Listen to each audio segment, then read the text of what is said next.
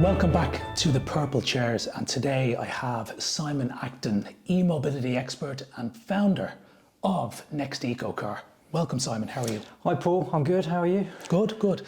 I just wanted to talk to you today about the used EV market. Obviously, like ourselves, we have a lot of experience of bringing in sort of cars going back 5 or 6 years, and I think you're the same with your company, Next Eco Car. Yeah, so we started about this time 5 years ago, 2017, end of 2017. So yeah, started off bringing in a few Nissan Leafs and things like that from the UK, and yeah, it was all pretty straightforward at that time. So yeah, I've kind of built a business for there over the last few years, and yeah, then we've kind of got a bit more challenging situation now, as you know, with since Brexit. Yeah, I think we first came across our paths in the Irish Motor Festival. I think that's right. We were next to each other. Yeah, 2018, I think, and 2019 there as well.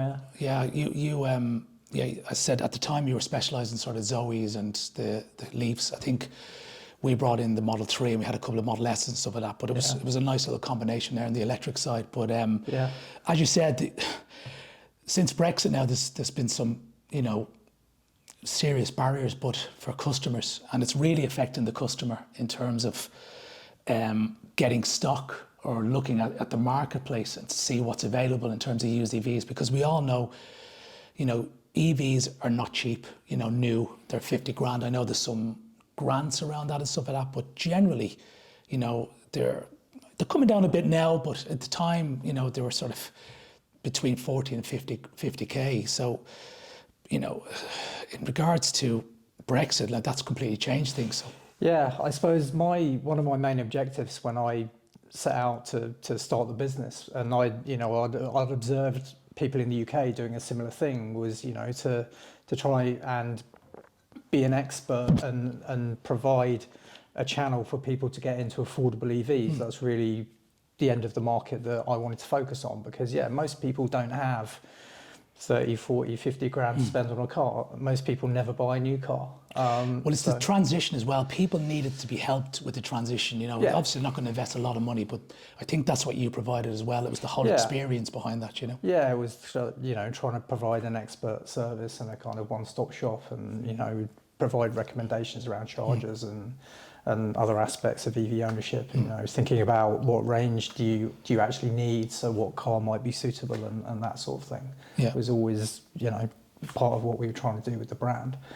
And then, as you know, I think I did some work there with the Irish EV Owners Association as well. So kind of that. You were there for a couple of years. Yeah, it was 4 years, and I was 3 years as chair. So I actually finally stepped away from doing that in April this year.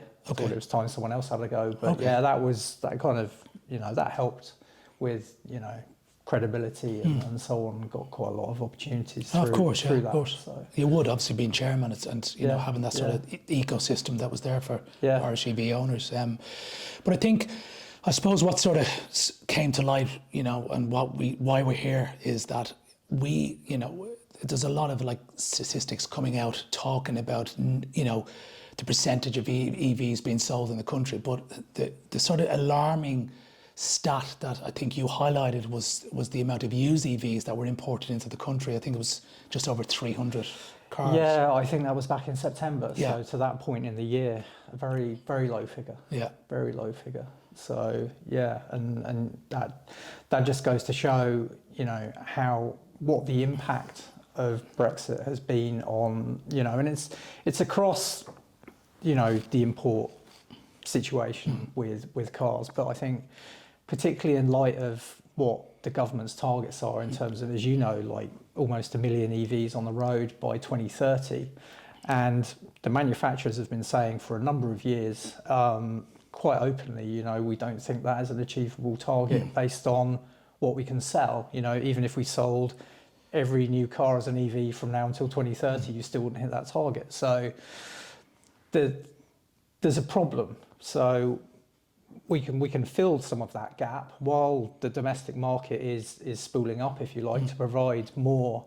And we see it growing 50% every year, but there's an opportunity in the meantime to do something about the situation with imports, so we can bring in more from the UK and help particularly the people that can't afford the 30, 40, 50 grand new cars. Well, it's not even that. I mean, people, even if they want to try the car, they're not going to invest in a brand new car. I mean, used car market was always very strong, especially with the UK being right-hand drive in Ireland, etc. Same as the UK.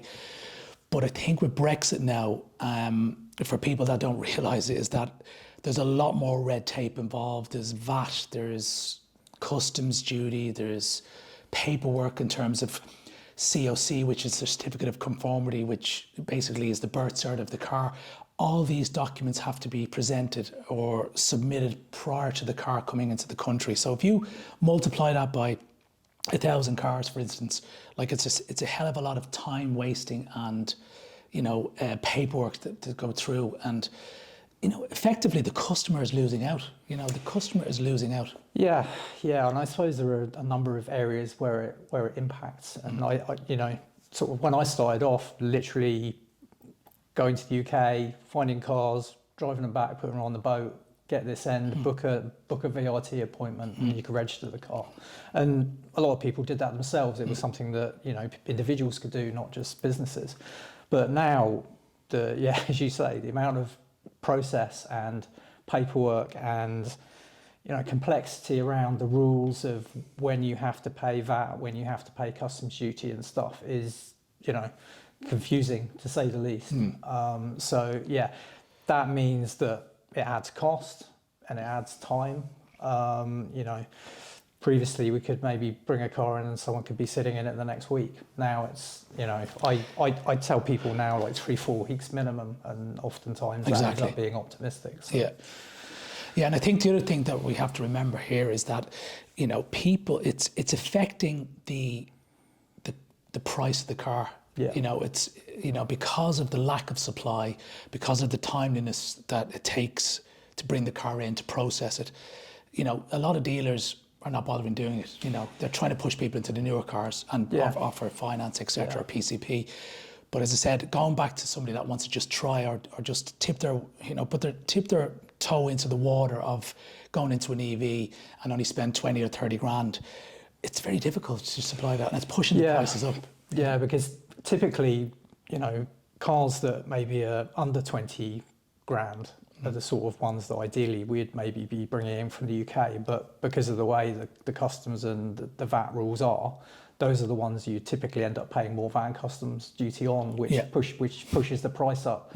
It could be as much as 33% more than what we were paying, before Brexit, and that's without the inflation we've seen in car prices anyway, because of the chip shortage that we had through COVID. And all the supply issues. So, you're right. Yeah. So it's all it's almost like a perfect storm that's preventing customers getting into EVs easily, which is kind of counterintuitive to what we want to be achieving right now. Yeah.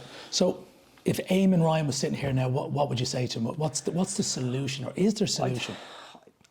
I know it's not very straightforward, and I wouldn't be an expert on what can be done from a legislation or regulation point of view, but what I would say is, can we relook at the import situation, and what could we do to structure maybe some sort of grant situation around that, or whatever the mechanism is, just to make used EVs something we can import again in a sensible way. Yeah, we're still going to have the red tape and what have you, but if they were, if they were ending up being affordable, then it would still be worthwhile. So it would be, Eamon, I don't think we can wait for the fleet to grow organically in Ireland by getting new cars on the road, because the other thing we're seeing is that people are holding on to their EVs. So, because they're great cars, but also because they're finding that there are very long wait times on new cars as well. So I've had customers who have said, have had, maybe got an EV 3 or 4 years ago, and now have looked at getting a new one, and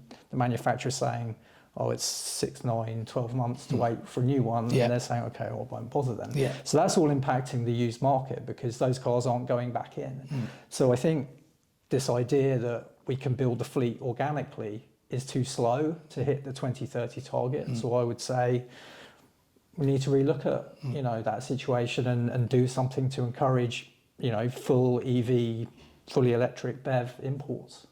Yeah, I know. And one thing sort of that was speculation earlier this year was that with the protocol in Northern Ireland and the UK, they were looking at, and obviously that's all up in the air at the moment with the stuff that's going on in the UK, but they were looking at sort of relaxing the VAT, the VAT side of it. So whereas for people that don't realise, there's a VAT margin, VAT qualifying, which, you know, basically, if it's a VAT margin car now under Brexit rules, you have to repay the VAT again, even though it was paid originally. But there was speculation that was going to be relaxed. So I don't know where that it's at, but that would obviously help the situation. That would help massively, because then that would open up to slightly older cars. Because typically you won't find VAT qualifying cars over, say, 3 years old. Typically they would be. It's very like, for, if anything, I mean, and the other thing that with supply issues and obviously with EVs, the UK don't really like releasing the cars over to Ireland as well, because they need it for their own stock. So there's a like a vicious circle going on there. But I think for us, if we are trying to achieve these targets, as you said, 2030, you know, and organically it's just not going to work. I think that something has to be done, and you know, that's why it was important to sort of talk to you about this and get your call on it, because you're doing it like ourselves. We're supplying cars to customers, in the cold light of day at the moment. It's very, very difficult, and its price has been driven up. There's lack of stock, and as you said, they're holding on to the cars as well. So yeah, it's interesting. It's interesting. I think it's something that we'll just have to maybe revisit, maybe get you back in again if things change, and see how things are going in sort of the next 6 to 12 months, and hopefully we can. Yeah, I mean, I think it's, you know, when I was still with AVOA, the Irish EV Owners Association, I was having conversations with the Department of Transport to see if something could be done around this space, but nothing's happened. Obviously, they've now kind of transformed that Department of People into ZEVI, zero emission vehicles. And do you think any?